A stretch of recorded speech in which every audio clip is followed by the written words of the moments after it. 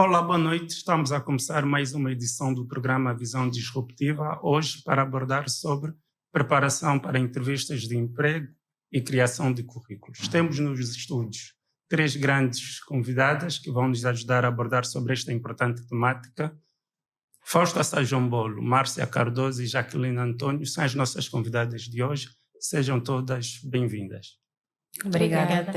Aproveitamos a agradecer a vossa disponibilidade de estarem aqui hoje conosco para abordarmos sobre uma temática que nunca se esgota, que é a preparação para a entrevista e criação de currículos, principalmente para os recém-formados. E não só, não é? Porque é um tema abrangente a todos os profissionais.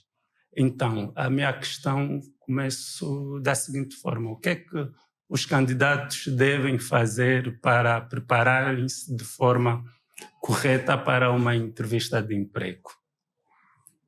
Okay. Posso começar por si, Fausto? Pode.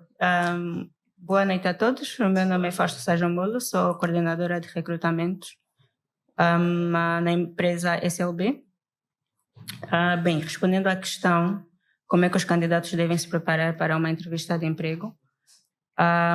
Tudo começa na pesquisa.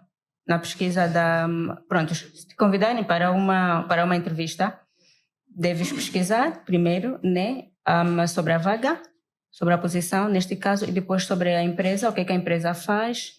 E se foi um convite de entrevista, é porque já submeteste o CV, né? Penso que essa questão vem já depois, mas deves pesquisar sobre a vaga, sobre a empresa, o que é que a empresa faz, quais são os valores e as missões da empresa e pronto, preparar-te também no que diz respeito à vestimenta, a maneira de fala também e certificar qual será a linguagem de comunicação, se for português ou uma outra língua, seja em inglês. Então, esses aspectos são muito importantes. Chegar pontualmente. Peço desculpa por ter chegado atrasado. Mas vocês devem chegar a tempo e durante a entrevista manterem-se calmos. Pronto, o nervosismo vai sempre acontecer, faz parte. Mas vocês têm que ter o controle do vosso nervosismo e certificar que vocês consigam vender o vosso peixe da melhor maneira possível, porque cada entrevista é sempre uma oportunidade única. Tu não sabes o que vem depois. Então, entenda sempre, quando te chamam para uma entrevista, é uma oportunidade única e mostre interesse na posição. Márcia, o entusiasmo nesta hora conta muito para vocês, os recrutadores? Sim, conta. Conta bastante. Como a colega Fausta disse, é muito importante o candidato mostrar interesse na vaga, partindo do pressuposto que ele já enviou o currículo durante um processo de recrutamento. Então, mostrar disponibilidade, entusiasmo, durante o processo de entrevista, fazer perguntas é uma maneira de mostrar interesse e entusiasmo pela vaga que está a ser entrevistado. Como a colega Fausta disse, pesquisar sobre a empresa é muito importante. Isso também mostra que o candidato está interessado e está entusiasmado, não só pela vaga, mas também pela empresa, pelo setor em que está a empresa. E uma forma de pesquisa também é, estando no local da empresa que foi indicado, olhar à volta. Muitas vezes, a maior parte das empresas hoje em dia já tem os valores disponibilizados mesmo ali na entrada, na recepção.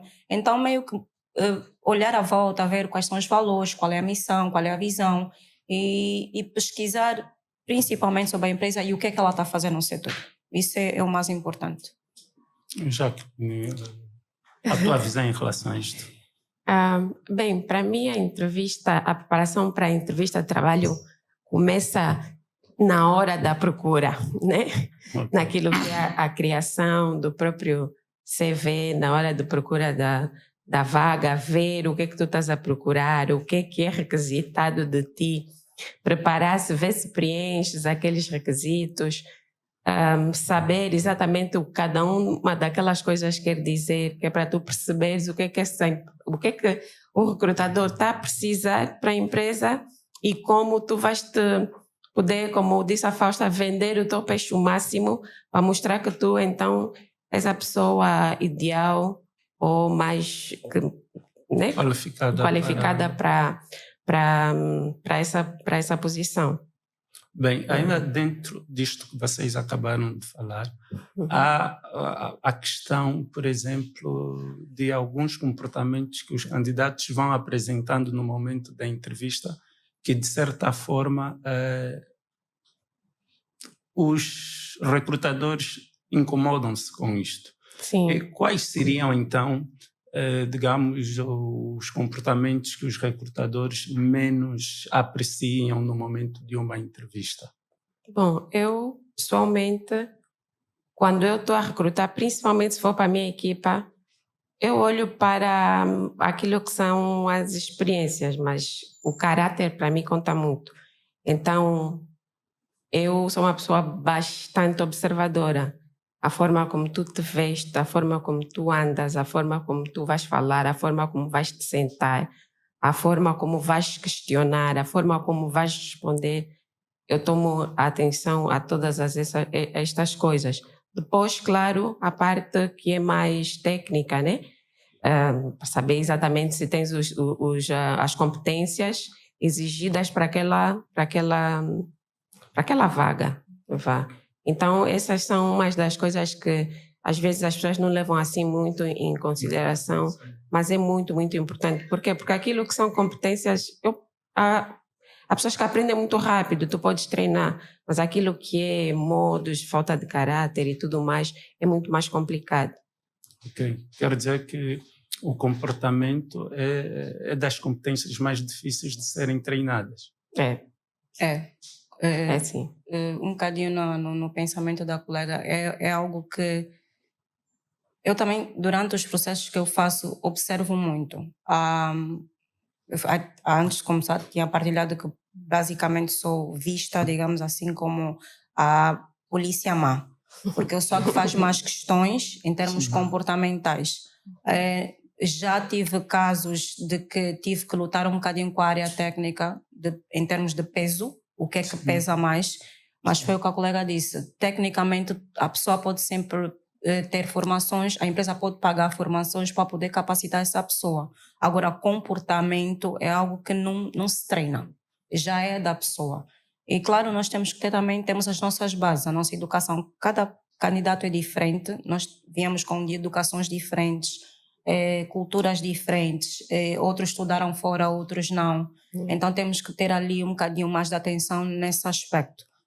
Para mim é algo fundamental. Eu presto muita atenção como é que fala, o que é que está a vestir, quando é mulheres, a maquiagem,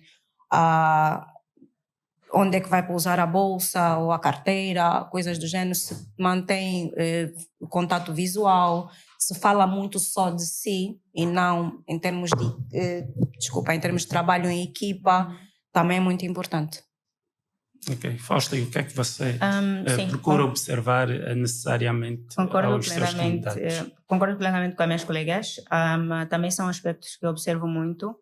E um dos outros aspectos que eu observo é que, principalmente quando estamos a recrutar para uma posição não experiente e o candidato coloca 10, 20 anos de experiências e prontos, aí só há uma curiosidade para a pessoa, o candidato tem que descrever a experiência de trabalho e vês que o candidato está a mentir. Então, o que a gente também vê candidatos transparentes, porque isso tem muito a ver com a integridade também. E a outra coisa é a proatividade do candidato. Durante a entrevista... Mas é possível, no momento da entrevista, por exemplo, você identificar características que demonstram proatividade a um determinado candidato, já no momento da entrevista? É crítico, mas é possível identificar. É uma decisão crítica, né? Porque pode ser um sim ou não, ou pode ser alguma coisa que depois pode ser treinada, né? Mas é possível identificar. Falando em comunicação, é um elemento fundamental no processo de recrutamento e precisamente no momento de uma entrevista. No entanto, como é que vocês lidam com aqueles candidatos que, em termos comunicacionais, não são tão bons quanto os outros, mas que, eventualmente, os mesmos têm um grande potencial para desempenharem maravilhosamente as suas tarefas? É um bocadinho difícil. Depende do que estás à procura. Sim. Porque se eu não preciso que tu fales muito ou que não te comuniques tanto, não é assim tão relevante. Mas se for uma função ou alguma determinada coisa que é preciso tu saberes comunicar, vais lidar muito com pessoas, é muito complicado. Se for, por exemplo, atendimento ao cliente, ao público, tem que ser uma pessoa que saiba ouvir, responder, falar e tudo mais. Essas coisinhas pequenas, né? Algumas coisas podem se ensinar, mas há algumas coisas que têm que estar mesmo já ali presente. Hoje as empresas têm, muitas, né? A maioria, têm treinamento, on-job training, e muito deles envolvem comunicação também, então isso ajuda muito. Eu acho que cabe também o candidato selecionado, neste caso, ter a força de interesse de aprender as coisas e aceitar receber os feedbacks negativos, né? Tê-los ou recebê-los como construtivos. Okay.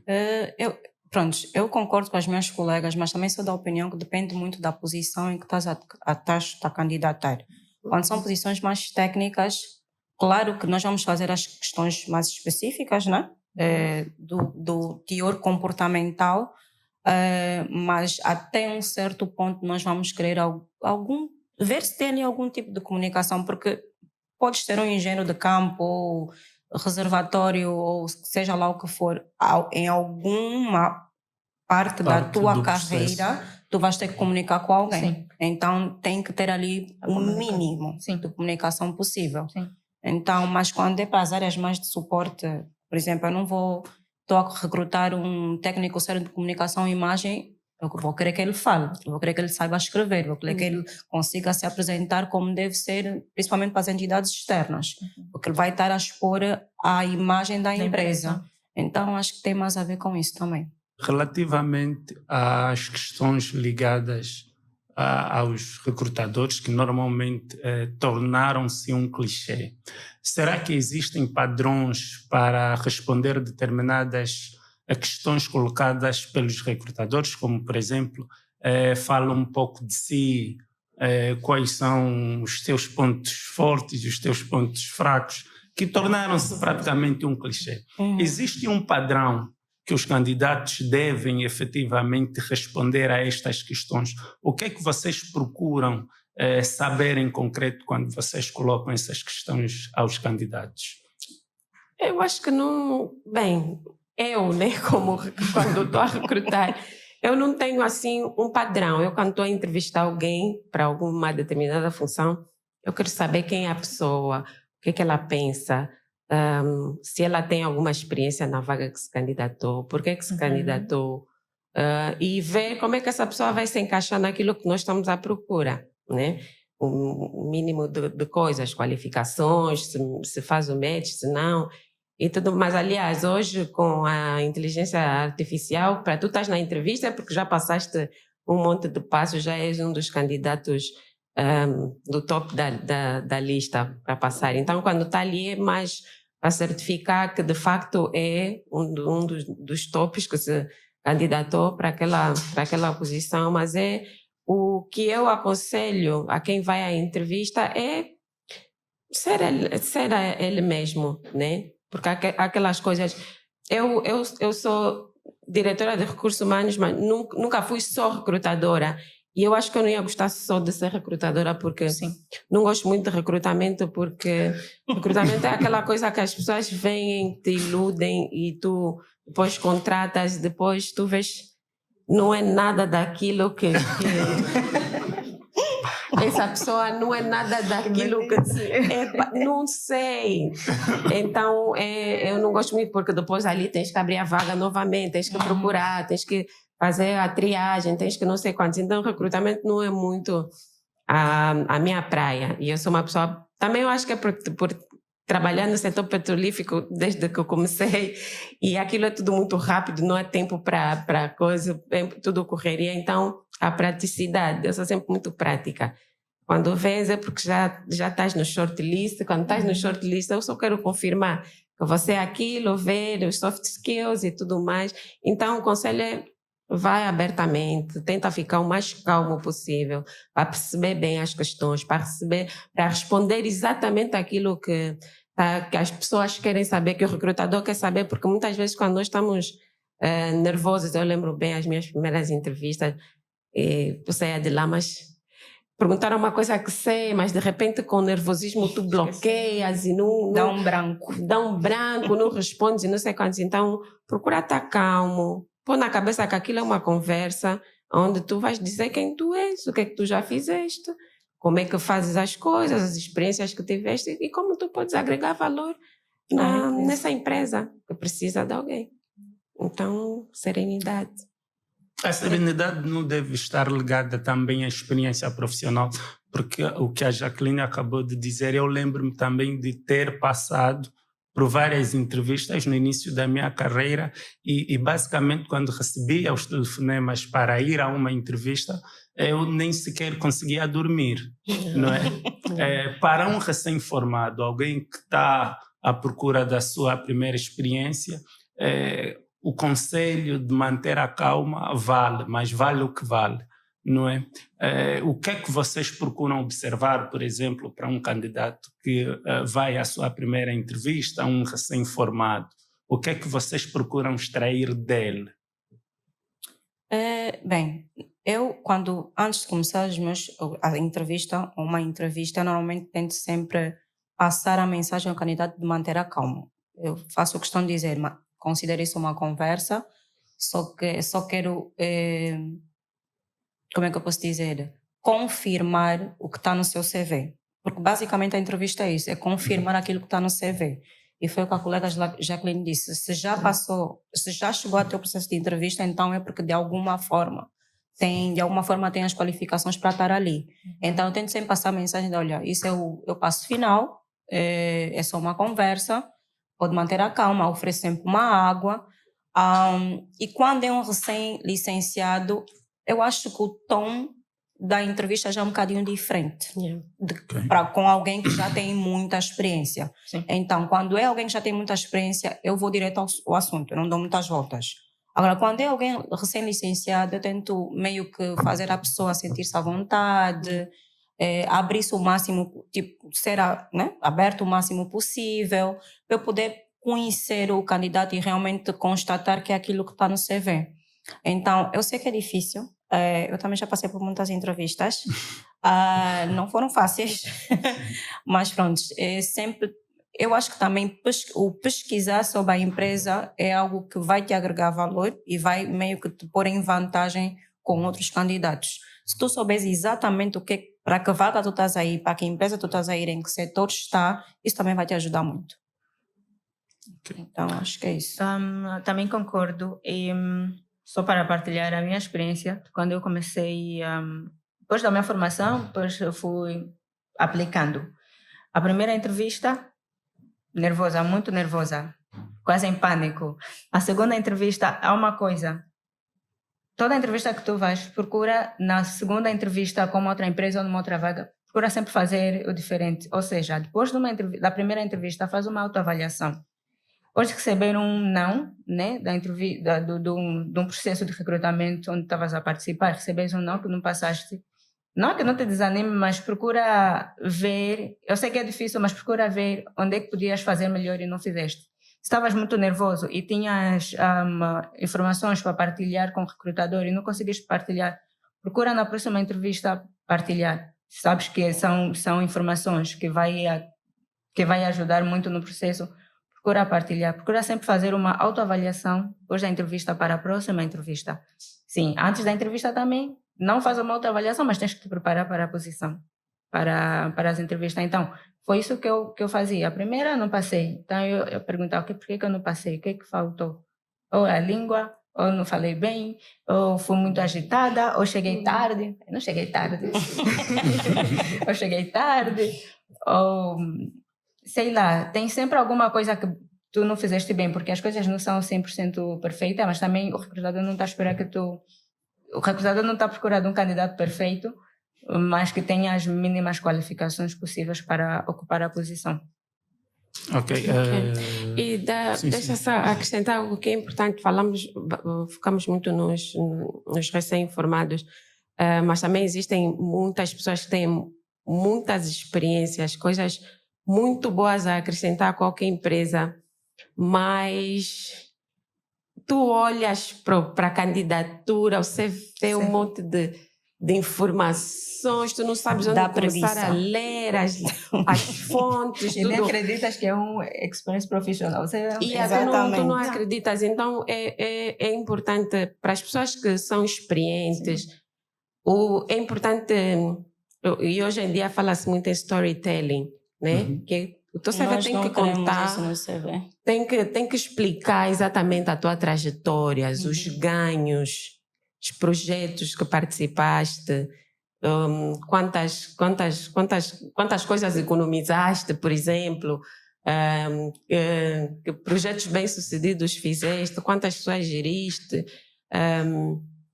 Tem que dizer essas coisas, porque é isso que de facto vão agregar valor à empresa que está à procura de alguma pessoa sénior, em alguma posição sénior. Já as pessoas que terminaram agora é mais mostrar aquela vontade, aquela vontade de pôr o seu conhecimento em prática, as habilidades, de querer aprender e tudo mais.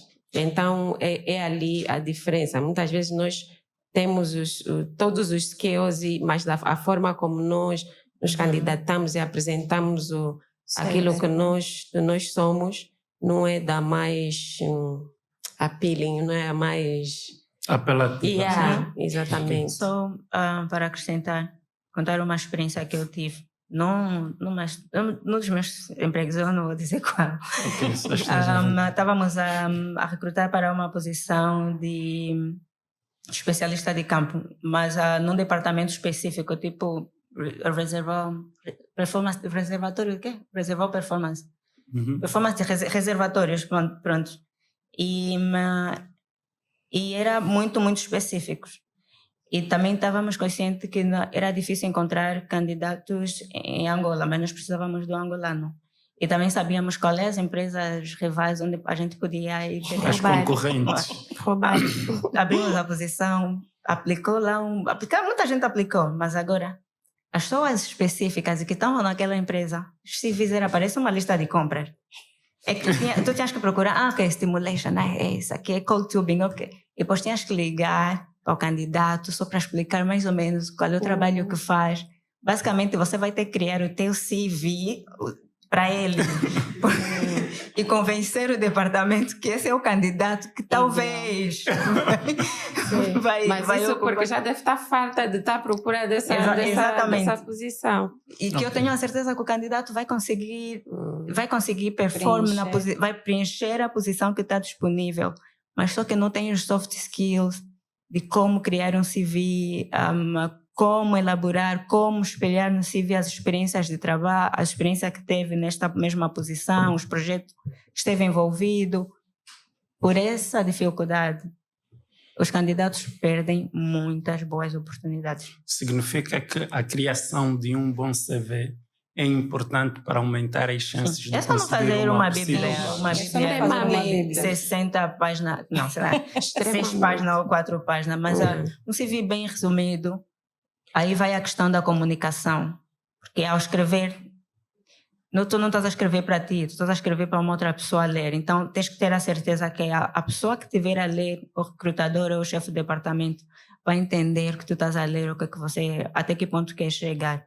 Aí que vem a importância das palavras-chave ou técnicas. Exato. Então, tudo isso é muito importante. Não adianta dizer, por exemplo, fui atendente de bar, enquanto estás a candidatar para uma posição de não tem nada a ver, ou sei lá, engenheiro de mecânica, não tem nada a ver. Então, vais preencher 2, 3 parágrafos com uma informação que não é relevante para a posição. Okay. Então, ainda dentro da criação do CV, porque isso é o que te leva à entrevista, né? Pois. Então, é a parte mais importante.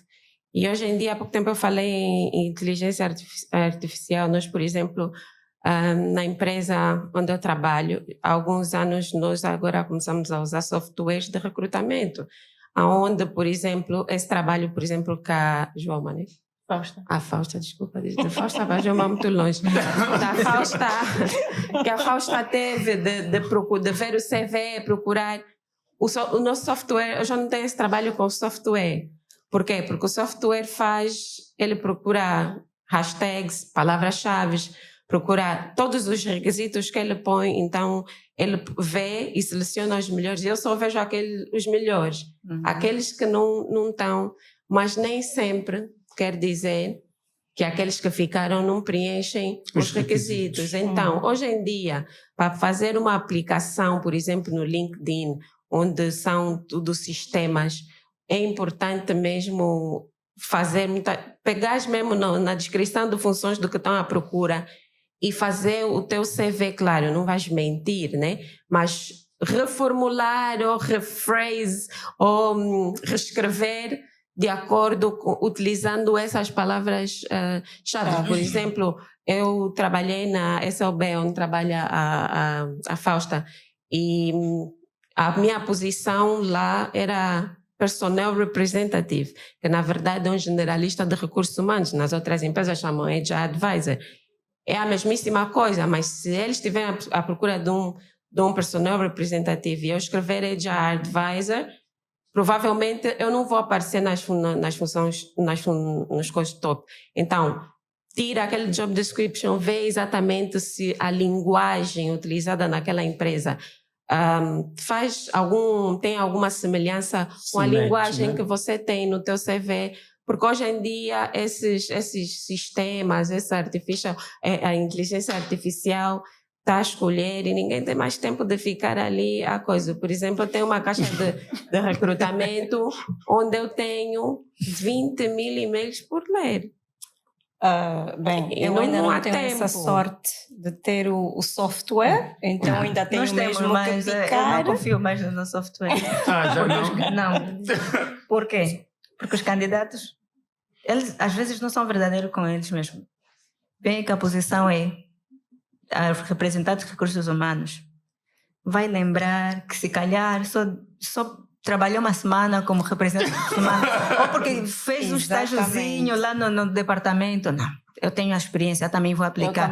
E vai pôr exatamente aquilo. Vai chamar o candidato, não é exatamente nada que tu estavas à espera, mas o CV é XPTO.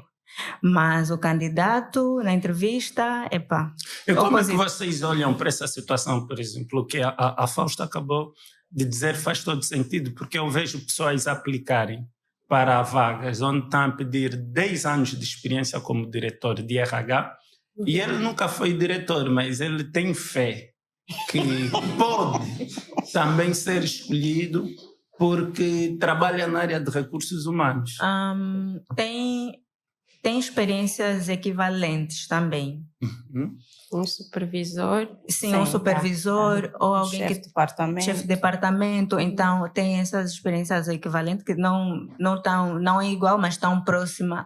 Ou então, algumas responsabilidades que ocupou na posição passada é iguais ou quase a posição disponível está a recrutar. Então, aí sim, mas o candidato deve ser não super, não vou exagerar, mas tem que ser muito bom. Mas um bocadinho do pensamento da Fausta. Pode ter, por exemplo, experiência de chefe de departamento, supervisor, coordenador ou o que for, mas também temos que ver os anos. Uma coisa, eu não sei as minhas colegas, eu tenho uma dificuldade imensa de olhar para CVs muito extensos. Okay. Eu não consigo, literalmente. Então, quando eu publico uma vaga, quer internamente como externa, eu vou logo diretamente para a função que eu estou à procura, ou seja, para as capacidades daquela função. Vamos supor que eu publiquei técnico sênior de estimulação. Estou a pedir licenciatura em engenharia de petróleos. A primeira coisa que eu vejo, ok, tem licenciatura em engenharia de petróleos? Tem. Aí eu baixo e vou logo à procura da experiência naquela função. O resto eu não olho. Eu não perco meu tempo. Eu vou só logo e vejo logo quantos anos essa pessoa fez naquela função. Aí depois o resto é como se fosse a agregar valor, que vai agregar valor, não é? Ao candidato na entrevista e à empresa. Experiência de 1 mês, por favor, não coloquem. Para quê? É só perder tempo. Estou a ser bem sincera. Experiência de 1 mês, experiência de 2 meses. E foi o que a colega Jacqueline também disse. Uma semana. Antes de enviar o seu currículo para uma vaga, veja se realmente tem os requisitos. Eu estou a enviar um currículo para uma vaga de engenheiro de reservatório e eu só trabalhei na padaria. Não faz sentido isso. Então tem mesmo que ler os requisitos e ver se vai de acordo com aquilo, a formação, a experiência de trabalho, quantos anos eu tenho nessa função, será que vale a pena, será que não vale a pena?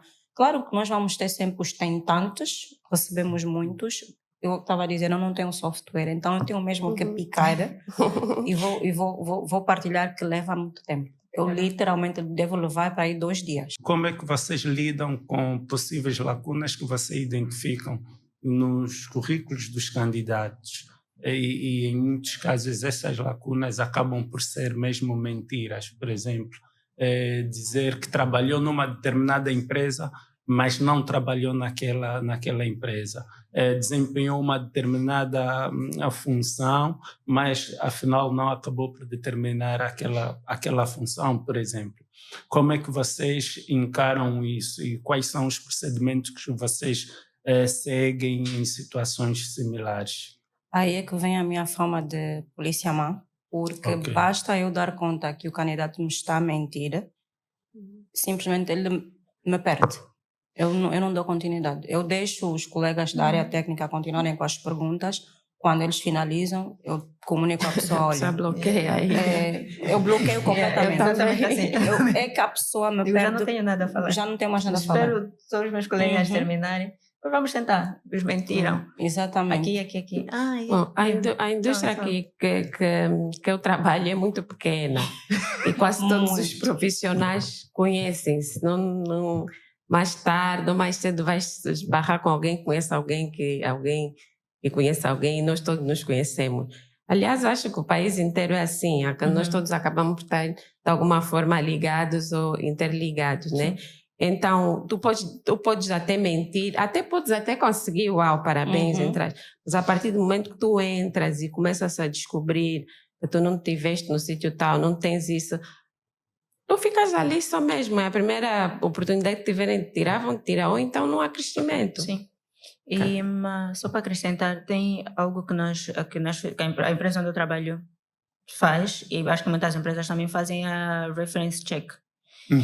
Principalmente para os experientes profissionais, porque para os fresh out, os recém-licenciados, nós não olhamos muito para a experiência. Quando dizem 5 anos, sabemos que tem muita história. Então, também nem olhamos para isso, mas o que olhamos é mais na qualificação que adquiriu durante a formação. Já para os experientes profissionais, o que nós fizemos é contactar a empresa, né, que diz, de acordo ao CV, que trabalhou na empresa X tal, contactar a empresa para a empresa com uma série de questões para a empresa mandar a referência, se foi um bom employee, por que saiu da empresa. Principalmente é suspeito quando o candidato está, por exemplo, numa zona igual, nem vou dizer, numa total. O candidato está numa total e depois sai ou é despedido porque é redução de custo, redução de pessoal, e depois vem para a nossa empresa. Então, para nós é suspeito, porque a empresa está bem estabilizada no mercado. E aí é que vem o interesse de nós contactarmos a empresa, porque que o candidato saiu, qual foi o motivo, não bem qual foi o motivo profundamente, mas a empresa onde ele trabalhou deve responder, para nós confirmarmos se realmente o candidato trabalhou nesta determinada empresa ou não. E é muita surpresa. Às vezes a empresa também não conhece o candidato, se o candidato existe ou não. Então... E acreditem que ultimamente, não sei as minhas colegas, mas nós é muito, principalmente quando vem das multinacionais, Chevron, Azul, Total, a resposta é sempre a rescisão contratual, mútuo acordo. Ok, mútuo acordo, eu vou ter que pesquisar realmente se foi mútuo acordo ou não. Então é importante ter as referências. E outra coisa que também vejo que acontece muito, não sei principalmente o mercado angolano, tem a tendência de pôr muitas referências dos amiguismos. Então, olhem um bocadinho para essa ressalva, porque foi o que a colega Jarline disse.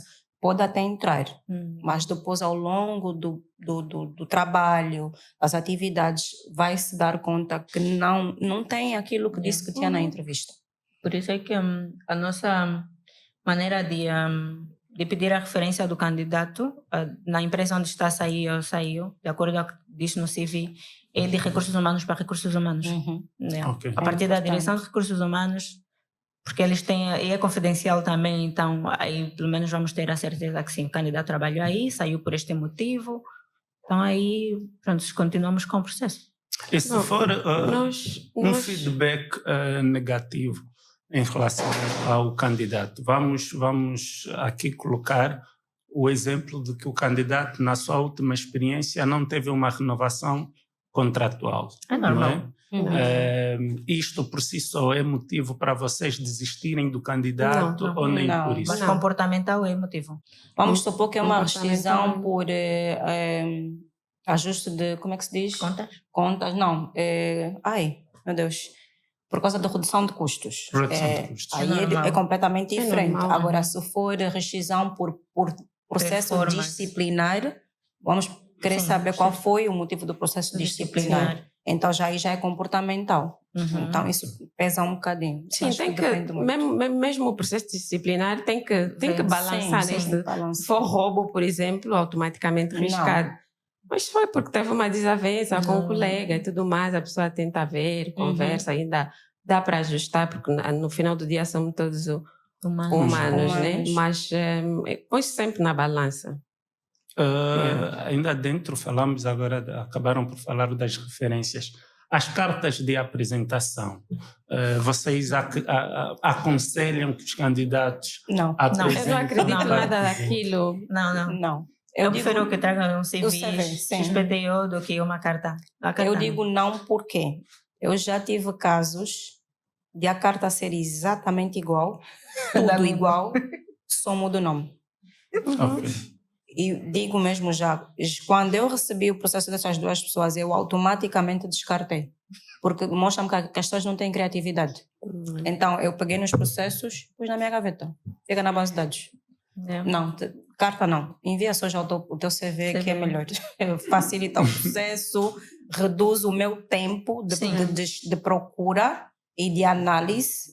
Para mim, eu prefiro o CV 1000 vezes. Os candidatos que mandam 50 candidaturas num só dia... Por favor, não sejam esses Não façam isso, pelo amor de Deus. Não. Estão cansadas, pelo amor de Deus. O nome do candidato fica na... Eu tenho um, mas aquele foi uma... Teve sorte, porque ele mandava todos os dias, umas 10 vezes, até que um dia apareceu uma... Não sei também como é que eu não lhe bloqueei, acho que estava bem disposta. Mandava, até que um dia eu perguntei à minha equipa se tinha alguma vaga para aquela tinha. Nós mandamos primeiro um teste. Se tu passas no teste, então chamamos para a entrevista. Ele passou, fez e foi uma surpresa muito boa. Tem uma performance maravilhosa até hoje, então valeu a pena. E qual seria a melhor forma que os candidatos deveriam, de certa forma, fazer as candidaturas? O que é que deveriam colocar no corpo de e-mail para que eles sejam mais precisos e despertassem o vosso interesse? Olha, acho que tem que ser curto e objetivo, saber exatamente o que está à procura. Eu entendo que quando a pessoa está a sair da faculdade, está a iniciar, a entrar para o mercado de trabalho, na procura, é uma coisa que a pessoa só está com aquela vontade, jovem, terminaste, queres começar a trabalhar e tudo mais, ser adulto, ter dinheiro para fazer as suas coisas, então a pessoa fica super ansiosa. Mas é importante saber exatamente o que você quer. É como há pouco tempo uma das colegas falou, se você, por exemplo, estudou recursos humanos, não pode aplicar para uma vaga que é de engenharia. Então tens que ser curto e objetivo ali dentro. Não pode estar você não pode estar à procura de emprego confuso. Ali.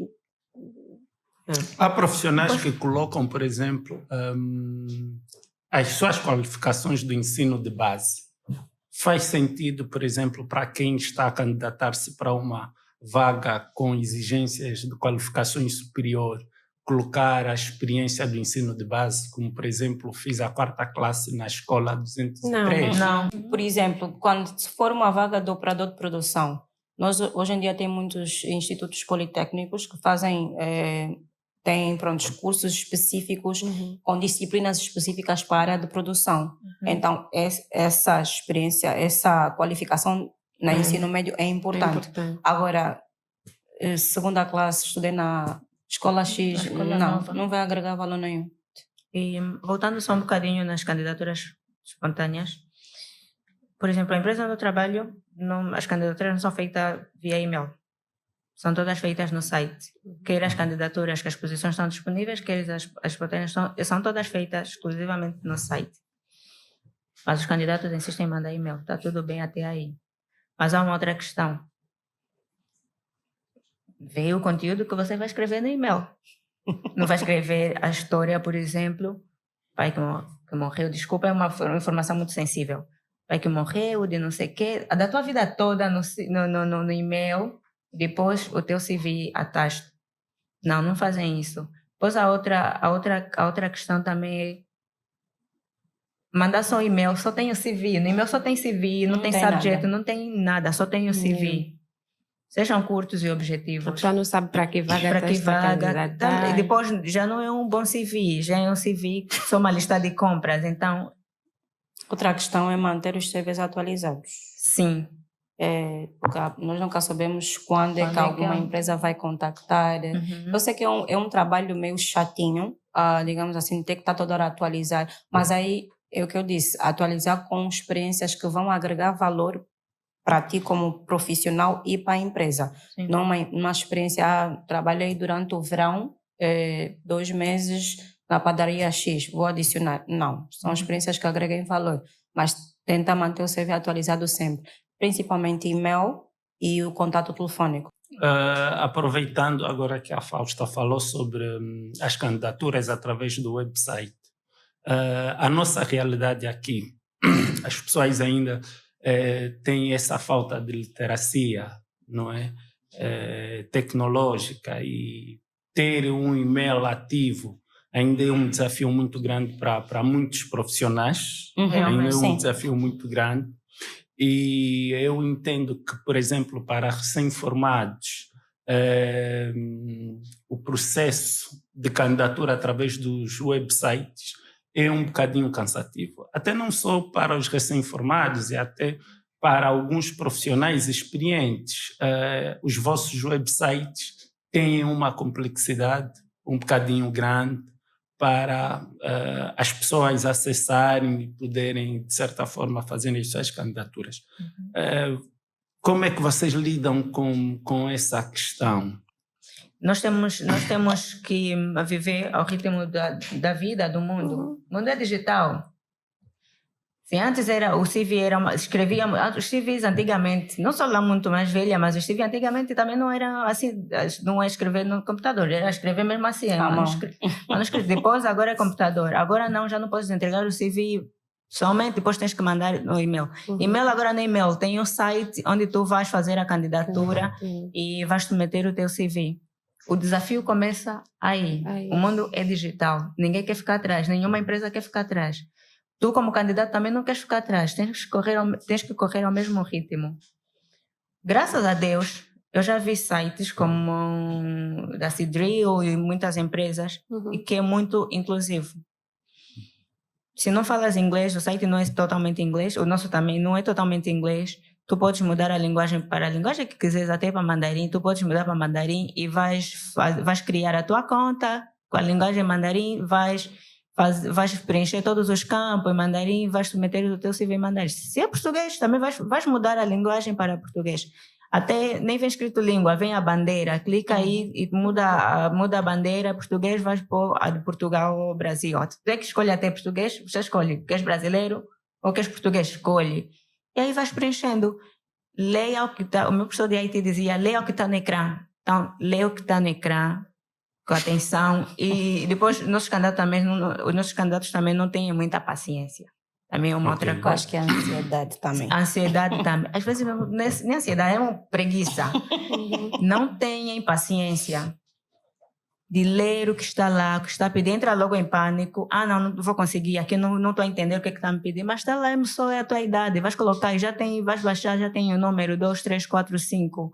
Nacionalidade, vais colocar a disciplina ou a área que se formaste. Então, são questões assim, muito inclusivas e muito simples também. Linguagens muito simples. Não tem muita coisa assim tão complexa que um candidato não consegue entender. Falo isso do nosso site também. E falo do da Civil porque eu já tive quando eu estava procurando emprego. Já. Vocês não me recrutaram, mas pronto. Eu já tive, já fiz aquele teste. Fizeste? Passaste? Não passei. Mas passei na SOB. Sim, porque assim, é o que eu digo sempre da varia de indústria em indústria. A indústria petrolífera é uma indústria muito rápida. Tempo é mesmo dinheiro ali. Então, não há tempo para preguiças. Se tu entras no site, a primeira coisa que encontras e já desististe. Então, aquela indústria não é mesmo para ti. Não é para ti. Existe mesmo. Mas é mesmo para quem quer... Quem vai ficar ali até conseguir. Porque aquilo não é... Não deixou de ser Não é rocket science, aquilo não é criar nada, não vais criar nenhum software, não vais inventar só nada. Vais submeter. Só vais criar passos, pôr os teus dados, nome, idade, tudo mais, e fazer upload da documentação. E muitas até só pedem um CV, ninguém quer os teus documentos antes mesmo de ter contato contigo e tudo mais. Então é super simples, é muito mais aquilo que o approach ou posicionamento da pessoa que está à procura do emprego, da pessoa que está ali atrás da primeira oportunidade, ou daquela que está à procura de trocar de um sítio para o outro, né? E a vantagem... Tem muito a ver com isso também. E só para acrescentar, a vantagem dessas aplicações é que depois de criar a conta e fazer a primeira aplicação, tu consegues fazer o tracking de como é que está a decorrer o teu processo. E se tiver algum problema técnico, e já tem um e-mail lá também de assistência técnica, pelo menos nós respondemos. E nós respondemos quando é assistência técnica. Agora, quando é assistência técnica, diz por exemplo, uma candidata hoje mandou. Eu estava a tentar me candidatar e não consegui, mas está aqui o meu CV para a posição tal. Fez o screenshot da posição que está disponível e o CV. Nem tem o erro que deu ali do sistema, nem nada, mesmo só assim. Tem que ter paciência, ver qual é o erro, se realmente tem algum erro. Porque às vezes é mesmo só uma questão de tirar um bocadinho do teu tempo, né, para se dedicar a isso que também é benéfico para ti. É algo que despertou-me aqui a atenção, embora que não seja algo ligado intrinsecamente àquilo que nós estamos aqui a abordar, mas consigo perceber que as três são fluentes na língua inglesa e em função do setor que vocês trabalham. A questão do domínio da língua inglesa é fundamental para o vosso setor ou nem por isso? Porque eu já ouvi dizer que a língua não é importante, mas no final do dia o que eu consigo observar é que todos falam fluentemente. É assim, vamos aqui mascarar as coisas, né? Nós estamos num setor que a língua inglesa é essencial.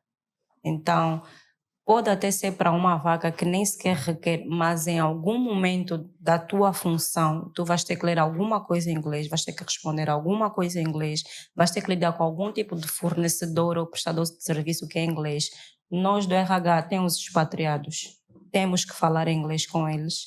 Então, não vamos aqui mascarar, é essencial. Hoje em dia acho que, não vou dizer todas as empresas, mas maioritariamente estão a pedir inglês. Sim. Então, os recém-licenciados, se ainda não conseguiram um emprego e têm a oportunidade de poder fazer algum tipo de formação, já têm aquela base, mas querem aperfeiçoar, invistam nisso.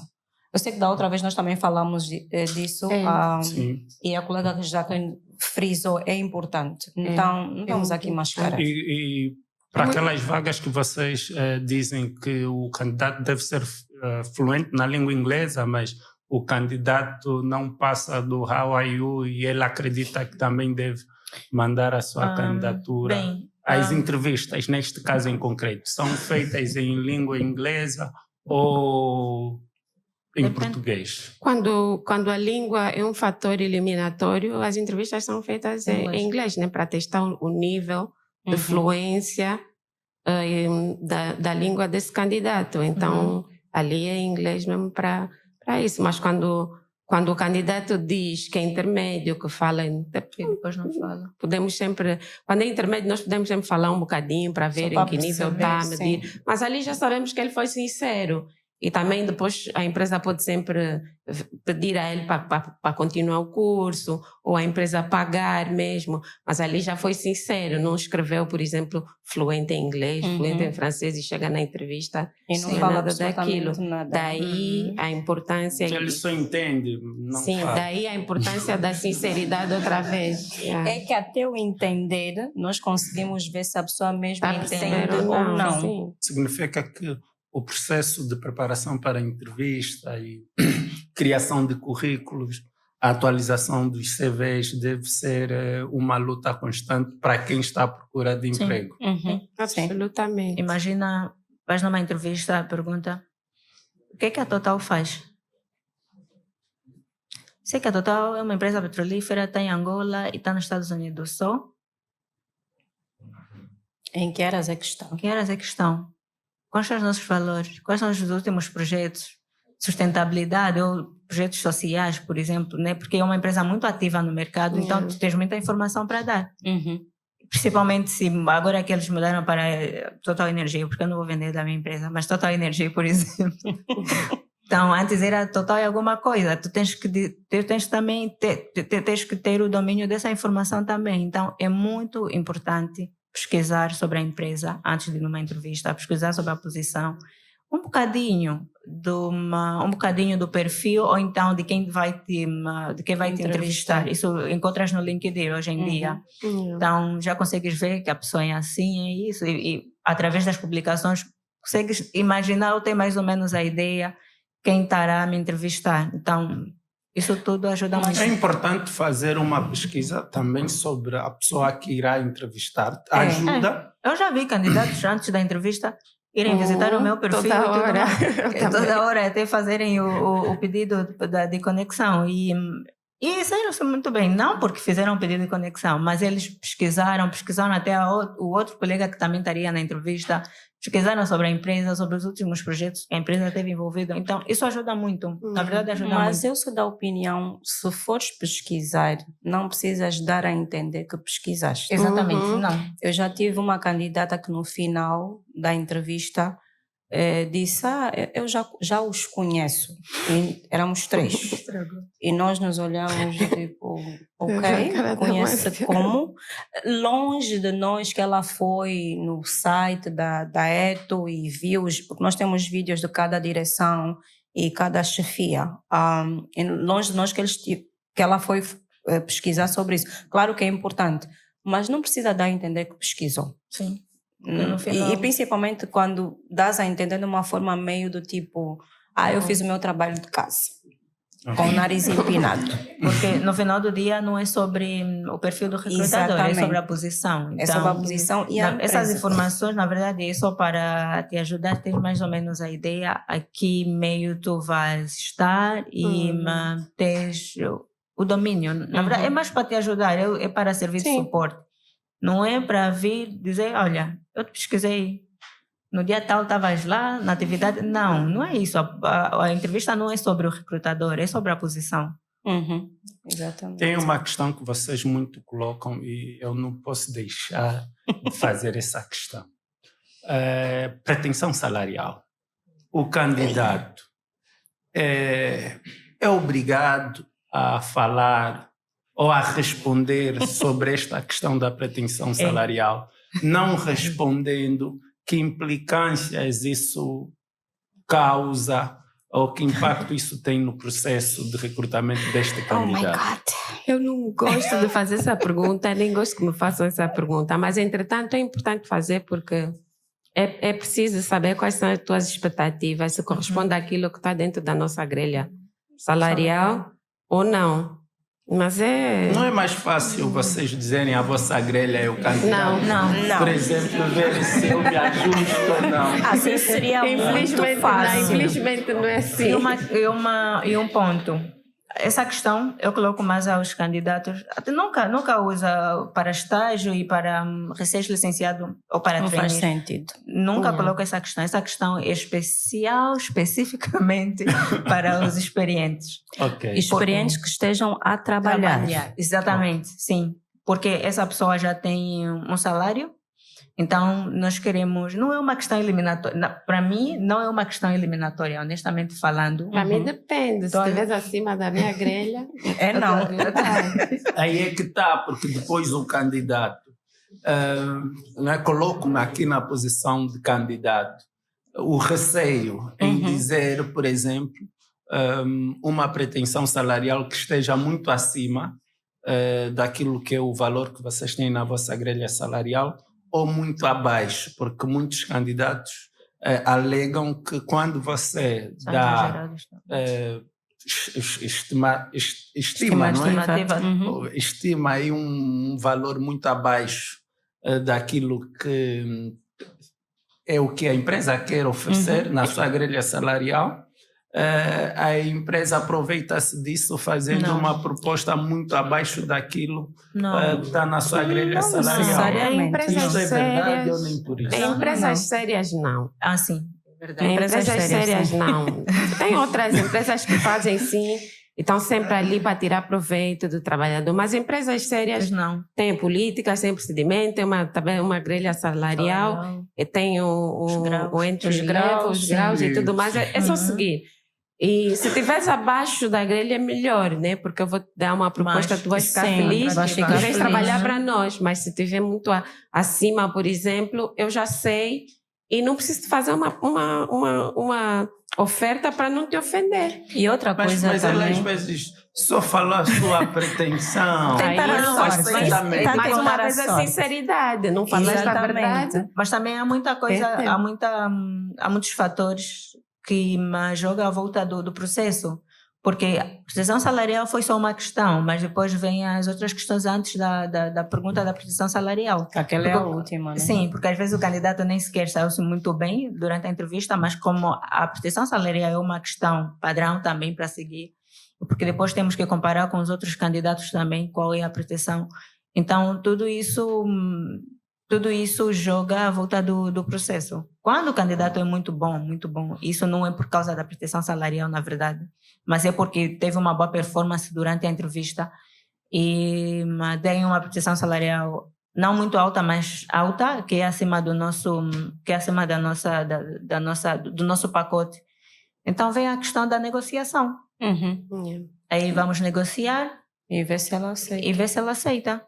Podemos até, às vezes, temos um pacote e às vezes aumentar mais um bocadinho, porque há sempre uma margem, né? Aumentarmos mais um bocadinho, não exatamente o que o candidato está a pedir às vezes, mas aumentamos um bocadinho para as duas partes saírem satisfeitas. E outra coisa também, eu acho que, voltando um bocadinho à pesquisa, quando vai fazer a entrevista, não é só pesquisar sobre a empresa e sobre a empresa, não é? Mas é também pesquisar, exatamente, é pesquisar o que é essa função, como é que essa função está a ser paga no mercado de trabalho. Exatamente. E depois chegar ali e ver, se eu puser até aqui, talvez estou a exagerar um bocado. E claro, ver a tua experiência, porque tu podes pesquisar, dizer um engenheiro de campo hoje em dia, na Total ganha 9 milhões, na ETO 4 milhões, LCB 5 milhões, ver ali o que é que faz mais sentido de acordo com a minha experiência, porque também tem muito a ver com a experiência. Se tu tiveres muitos anos de experiência, lógico que vais querer ganhar mais, a menos que não tenhas emprego. Se você não tiveres emprego e tiveres mesmo muito desesperado, tu vais aceitar qualquer coisa. Sim. Isso já acontece, eu pelo menos tenho casos que acontece muito, não tem emprego, ou por exemplo muitos reformados querem voltar à ativa, ou estão quase a reformar, mas não querem continuar, então vão aceitar aquilo que eu oferecer. Mas claro que nós também olhamos muito para a experiência do candidato. Eu não Não vou oferecer a um candidato 15 anos ou 20 anos, foi engenheiro sénior de perfuração, não vou estar a oferecer 3 milhões. Eu vou olhar um bocadinho mais e dizer, olha, tudo bem que já é formado, mas o que vale é a experiência. A nossa situação no mercado vai determinar o tipo de proposta que nós vamos receber. É isto que vocês estão a querer dizer? Sim. Claro que, por exemplo, quem estiver a trabalhar, eu normalmente tento sempre perceber, principalmente as pessoas que estão a trabalhar, eu tento perceber por que quer sair. Sim. Isso também vai ditar um bocadinho a minha escolha, né? A minha escolha é a escolha dos meus colegas. E depois aí tento ver, quando já está a trabalhar, eu tento perceber, pergunto qual é a expectativa salarial. Se não conseguir me dar uma expectativa, eu digo, ok, então, se puder partilhar o que oferece hoje, na função que está, aí eu consigo ver se eu consigo chegar até lá ou um bocadinho a mais. O processo da construção de um bom CV antecede o processo de entrevistas. E, parecendo simples, mas muitos profissionais não conseguem criar um CV em condições, e é aquilo que vocês já acabaram aqui por fazer referência. No entanto, há muitos profissionais que não são tão bons assim, mas fazem CVs incríveis. E agora, com o ChatGPT, veio facilitar esse processo.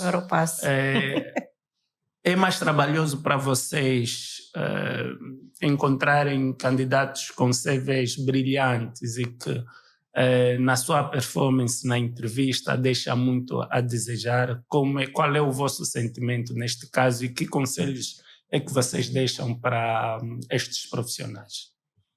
Bem, graças a Deus, eu já há um bom tempo que não me deparo com candidatos que quem fez o CV é o primo, ou é na Cônica, ou no estúdio, já há um bom tempo. Mas é mesmo o candidato que fez. Então, bem ou mal, mas é o candidato que fez. Mas o conselho que eu deixo é, ao aplicar para uma posição, o recrutador não te viu, não te conhece, não sabe, não faz a menor ideia que o João vai aplicar para essa posição. Mas há algo que vai te ligar ao recrutador, que é o CV. É a primeira comunicação que nós como recrutadores, temos com os candidatos. Não há nada, é o ponto eliminatório, é o CV. Então, se o CV não estiver bem elaborado, há uma grande probabilidade, de tu não seres chamado ou contactado para uma entrevista. Ou então só para saber se estás disponível para uma vaga ou para um teste. Porque às vezes tem o teste, né? Depois é que tem a entrevista. Então, sim, há uma probabilidade muito grande de não te contactarem se o teu CV não estiver bem elaborado. Há um CV padrão? Eu diria que não. Mas o que existe é um CV bem elaborado, onde eu, como recrutadora, consigo ler que o João, primeiro, aqui está Education History. Formação acadêmica. Ensino médio, então, licenciatura, da data tal para data tal, curso tal, universidade tal. Ensino médio, escola, Instituto Técnico, INP, do 2000 e tal para 2000 e tal, do curso tal. Experiência de trabalho.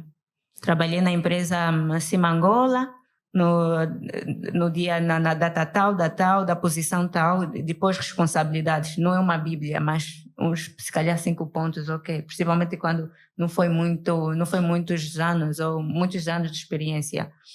Então, mas se o candidato tiver, ao longo dessa sua experiência, ter tido várias responsabilidades, porque também existem aqueles candidatos que desempenharam determinadas funções na qual tiveram várias responsabilidades dentro das funções que foram desempenhando. Aí vem o ponto de palavras-chave e técnicas para poder resumir. Se, por exemplo, eu dizer coil tubing, não sei o que lá, depois tem os test of 2X11, não sei o que, stimulation, está aí. Mas não, trabalhei no coil tubing, fui no soio, fui para a cabine, tudo ali. E depois tem uma outra coisa, ele foi, que é já a questão da gramática, da linguagem, ele quem? Ele foi, mas ele quem? Eu estava a falar de si ou Ele do quem? colega do lado? Ele trabalhou, mas ele quem? Tipo, coisas simples, parecem simples, mas são pontos eliminatórios. Eu estou a rir, mas eu estou a falar muito a sério. É que você tem a experiência que a posição precisa e és o candidato ideal, mas por não elaborares bem o CV, perdes uma oportunidade. Outra coisa também, você vê com bonequinhos, flores. Não. Por favor, não. Você vê com bonecos. Eu estou a falar porque eu tenho na minha mesa nesse exato momento. Você vê assim. E com fotografias. Exatamente. Com bonequinhos assim do lado, embelezar o CV. Não estou a dizer que não tenha. Quando eu digo, eu acho que o embelezamento do CV é a organização da informação em si. Por exemplo, formação acadêmica vai sempre começar pela última formação que fez.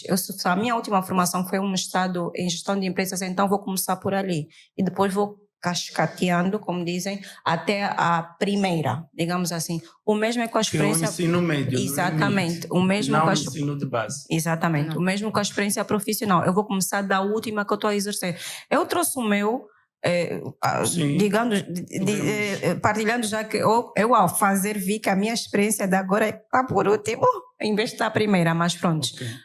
Ou seja, se eu estou a exercer um papel de uma função de chefe de departamento agora, eu vou começar por essa e depois vou descrever, foi o que a colega Fausta disse, palavras-chave que tenham a ver com a função, que possam fazer com que o recrutador perceba exatamente o que aquela pessoa está fazendo naquele exato momento.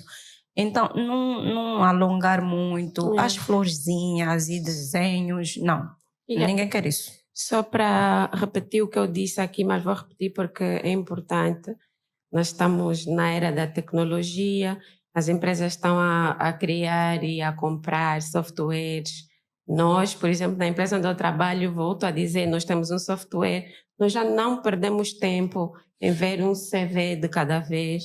O próprio software faz a triagem daquilo que nós, com base naqueles que são os requisitos da função que nós estamos à procura. Então, se foste candidatar em websites, LinkedIn, essas coisas, o meu conselho é estudar o descritivo de funções e fazeres o teu CV adequado para aquela função na qual tu vais te candidatar. Sim.